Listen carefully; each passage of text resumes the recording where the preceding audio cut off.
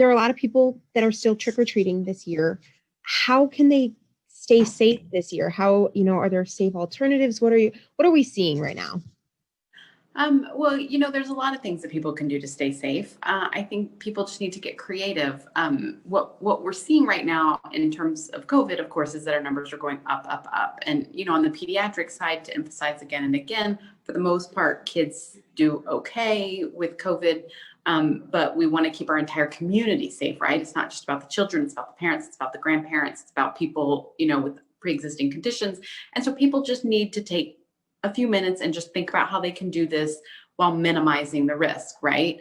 So everybody needs to be wearing a mask, and I don't mean a Halloween mask. I mean, a cloth mask covering over their face. I would love to see some suggestions about how to integrate that into your costume. What kind of ideas can people come up with? And then think about, what's the highest risk moment with trick-or-treating? It's when 3 or 4 or 5 kids get to the same house at the same time and they all congregate on the front porch and they knock trick or treat, and the adult comes out and leans over and puts candy in each bag, right? That's the moment, the non-socially distanced moment where we're all in each other's faces. So just be a little bit more careful. If there's already somebody knocking on that door, maybe you skip that house and come back to it later. For us, we're going to put our candy out on the driveway in a big bowl so that kids aren't congregating on our front doorstep, so that they can get to it without getting as close to each other. Some people are talking about putting candy in little baggies so that you can just quickly grab one little baggie of candy. I know somebody, I don't know if this was a joke or not, they were talking about building like a PVC pipe delivery system where they put the candy in and it would shoot out the other end of the pipe. That actually kind of sounded like a lot of fun to me. So there's all sorts of different things you can do. Just, what works for your house, for your family, for your neighborhood, get creative with it. Or, some families who are very high risk, were just saying that they're going to have their kid do like a little costume parade and show off their costume. And then they were just going to buy them some candy from Walmart. And, that way the kid wasn't going door to door, but they still got to dress up in their costume and still got to go outside and walk around a bit. Whatever works for you, just take 5 minutes to try to think about how you can make it a little bit safer. Yeah, and then for those people who maybe aren't, they don't have kids, or maybe they just, they like handing out candy. How should they adjust their plans? Are there, I heard you say that you're going to put it at the end of the driveway, PVC pipe. Is there anything else that these people should be doing? Wearing a mask. It really, so it's the indoor spaces are the more dangerous spaces, right? Or where you're more likely to have virus circulation. So just take it outside, right? Take everything outside. I know it's cold, so that does make it a little bit harder, but it's all about reducing that face-to-face time. Again, whether that's, maybe you want to still see the people, so you don't want to just put a bowl outside and not enjoy the costumes as they come. So maybe you put the bowl outside and you sit in a chair a little bit away from the bowl with a nice warm blanket and a cup of, hot chocolate or something, and just wave and talk to them as they come up, and instead of actually handing them, each individual piece. So there's all sorts of ways that you can do this without putting yourself at risk, without risking spreading this virus more. Yeah. So for families who are just getting home from trick-or-treating, what should their immediate first steps be once they step in the door? What should they do? Wash your hands. Very simple. Wash your hands. Make sure if you did get any virus on you that you just wash it off. I've had a lot of parents ask me about the candy itself.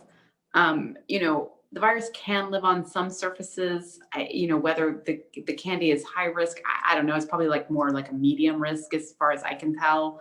But if you're worried about, then just leave the candy in a bag for a day or two and the virus will die off.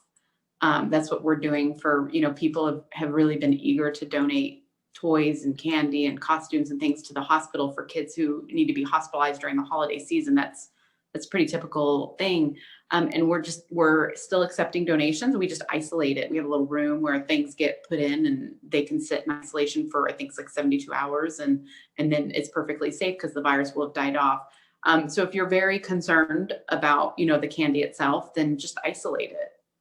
for a couple of days, and any virus that's on it will be dead. But for most, especially for kids, that's not really a huge concern. A lot of this really does depend on your risk as well. And then, what's going on in your community. Of course, right now in Northeast Ohio, we're, this close to going purple. So I kind of would consider us all a little bit high risk. And so what we don't want is for trick or treat to push us over the edge, into purple and then have things start shutting down. Yeah, I mean, I completely agree. So, not necessary to, Lysol every single piece of candy. Please do not spray Lysol on the candy. No, don't. That's dangerous. Yeah, so, moving forward as we move into the other holidays that are coming too, do people need to keep up with this pattern of staying away and keeping, obviously, it seems pretty self-evident, but people are Yeah, easing no, up. now's not the time to ease up. We're, if everything had gone perfectly up to this point and we were looking at really, really low rates of community spread, then we could have discussions about how to have a socially distanced Thanksgiving and all that sort of stuff. But we're not. We're moving the wrong direction. Our hospitalization rates are going up. I mean, some of our satellite hospitals are full to the max. We still have room at main campus, but we are filling up. And so now is not the time to ease up.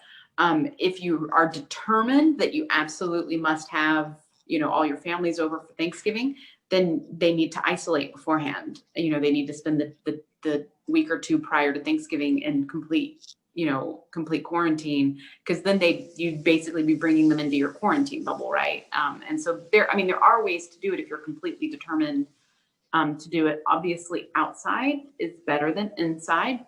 Up here in Northeast Ohio, that's not always doable because of the weather, but just throwing that out there. But really, this is the year to just have Thanksgiving with your nuclear family. And I know that doesn't sound like fun, but again, we're this close to purple. We don't want Governor DeWine shutting everything down, so we just need to be very, very careful.